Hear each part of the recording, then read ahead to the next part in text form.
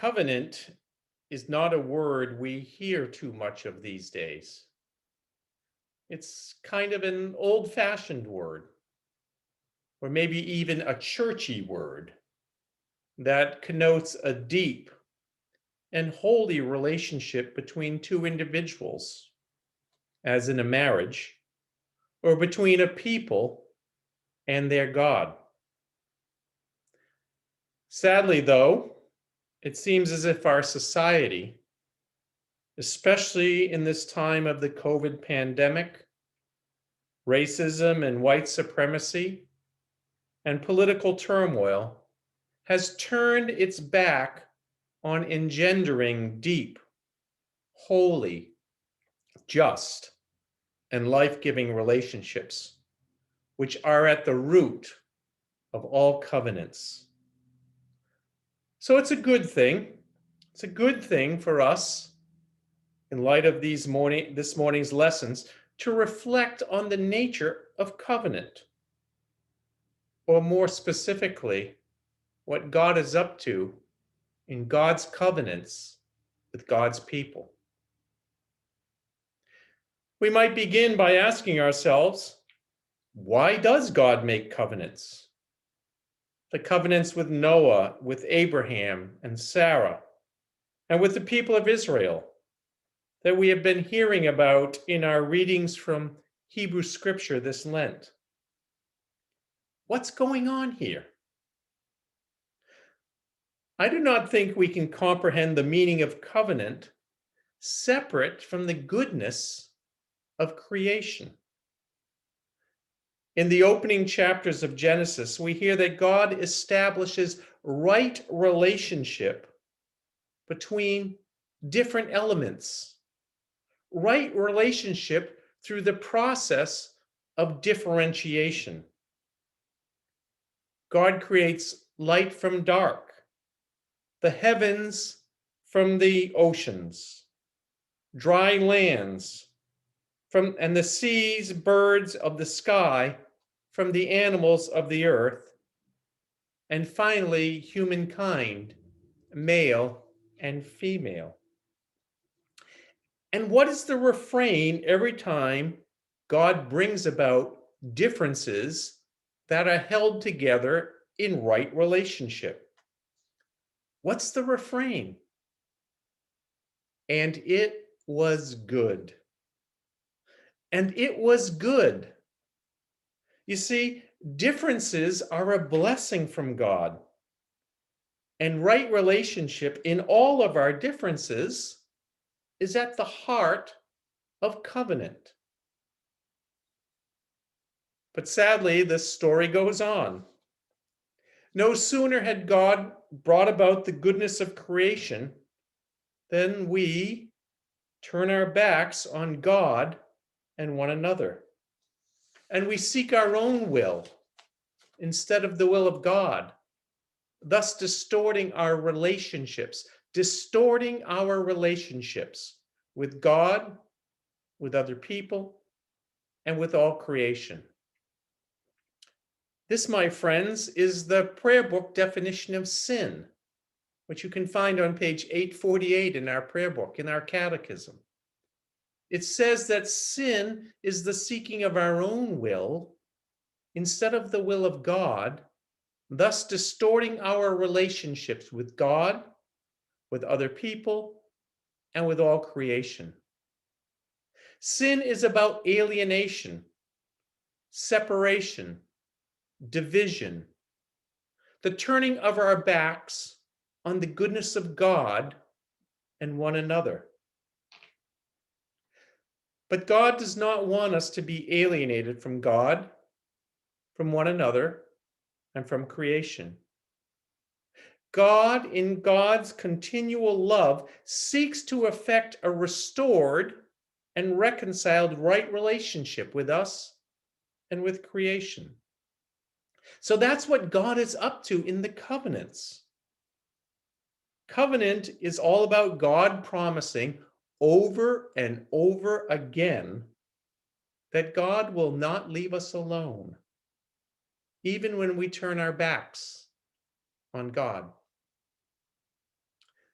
And so our scripture passages this morning from Jeremiah and the Gospel of John invite us to consider how God continually seeks to be in right relationship with us. Our lessons point to the reality of a God who is always there for us, who will give of God's self in unfailing ways, even when we seek to turn our back on God and God's will. In our first lesson from Jeremiah, we hear of a new covenant that God makes with the people of Israel and Judah. A covenant that is about a new kind of relationship, an up close and personal relationship with God and God's treasured people. God sent the prophet Jeremiah to the kingdoms of Israel and Judah while they were yet in exile under the Assyrian and Babylonian empires. It was Jeremiah's job to proclaim to a downtrodden people that their God, the God of their ancestors, would never abandon them, that God would establish a covenant with Israel and Judah. But this covenant was not to be written in the rainbow of the heavens as it was with Noah, or on tablets of stone as it was when the law was given to Moses. Rather, this new covenant would be written on the hearts of the people. Each person would know the Lord from their innermost being, not just through the teaching of others or through an established law, but through an intense personal relationship with the Creator. Jeremiah says, I will write it on their hearts. I will write it on their hearts, and I will be their God, and they shall be my people. I will write it on their hearts, and they will be my people. The new covenant proclaimed by Jeremiah is just fundamentally about relationship. Right relationship between God and God's treasured people. A relationship between God and a people in which God promises to be there, to support them, encourage them, challenge them, and invite them to be their best selves. And Jeremiah adds that this relationship would extend to all, from the very least to the greatest. From the very least to the greatest. God seeks to be in a heart-centered, embodied, right relationship. And of course, our gospel this morning beautifully emphasizes that relationship that God seeks to have with us. God seeks an up-close, flesh and blood, yes, flesh and blood, covenanted relationship with us and with all people.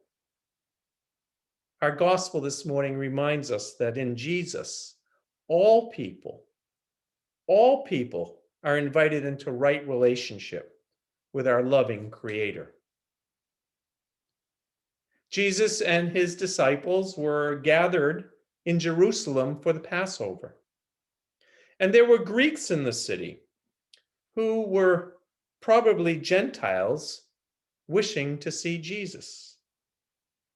They approached Philip, and an apostle with a Greek name. So it made sense that they would approach him, and they asked, Sir, we wish to see Jesus. And how does Jesus respond? Does he send the Greeks away, declaring that he was to be the Messiah only for the people of Israel? That those who were Gentiles or foreigners were outside the circle of the people of Israel and thus could not be in relationship with Jesus as the Messiah? He does not. Instead, Jesus shares the salvation story so that Philip and his own band of followers, and even the Greeks who had come to see him might hear it.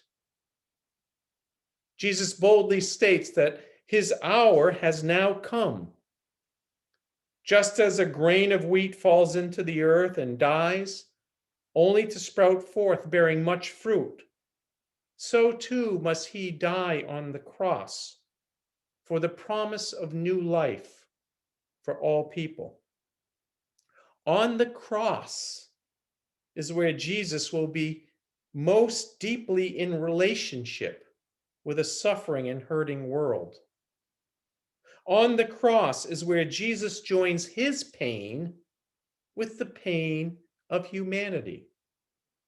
On the cross is where Jesus offers himself so that all people can come into relationship with an incarnate God. That is what Jesus means when he says this morning, "When I am lifted up from the earth, I will draw all people to myself." All people, Jews and Greeks, you and me, can be joined to God in right relationship with God through Jesus' self-offering on the cross. So our lessons this morning tell us of a God who will stop at nothing to come into relationship with us. A God who is not afraid to make a covenant with an exiled people. And a God who will give himself on the cross so that each and every one of us can be brought into relationship, covenanted relationship with God. And this is such an important message for us to hear and to share, especially at this time in our nation and in our world. Having just crossed the 1-year mark of living in the shutdown and realities of COVID-19, we are all hungry for, yearning for, embodied, up-close relationships. We have simply seen too much illness and death, economic woes, isolation, and sadness brought on by the pandemic. Yet the reality of God's covenant relationships reminds us, buoys us up with the truth that God's love for us, and thus our love for God and for each other, is greater than any illness or crisis occasioned by COVID-19 can deliver. And over the last year, we have witnessed such incredible alienation, violence, and death between peoples in our nation.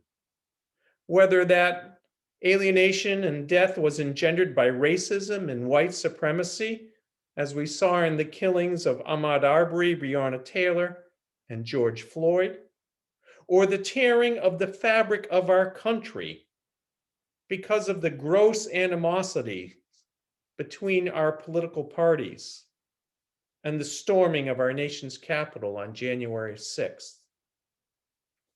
We are so much in need of reestablishing a covenant of right relationship between those who are different in our nation, red and blue, black, white, and brown. So let us take solace in the truth that our loving Creator God will not leave us in that brokenness, alienation, and sinfulness. As we look to the cross in the coming Holy Week, let us find hope and joy in the truth that on the other side of death is life. For life, fullness of life, life renewed, restored and reconciled life is what God is all about in God's covenants with us, with all people, and with creation.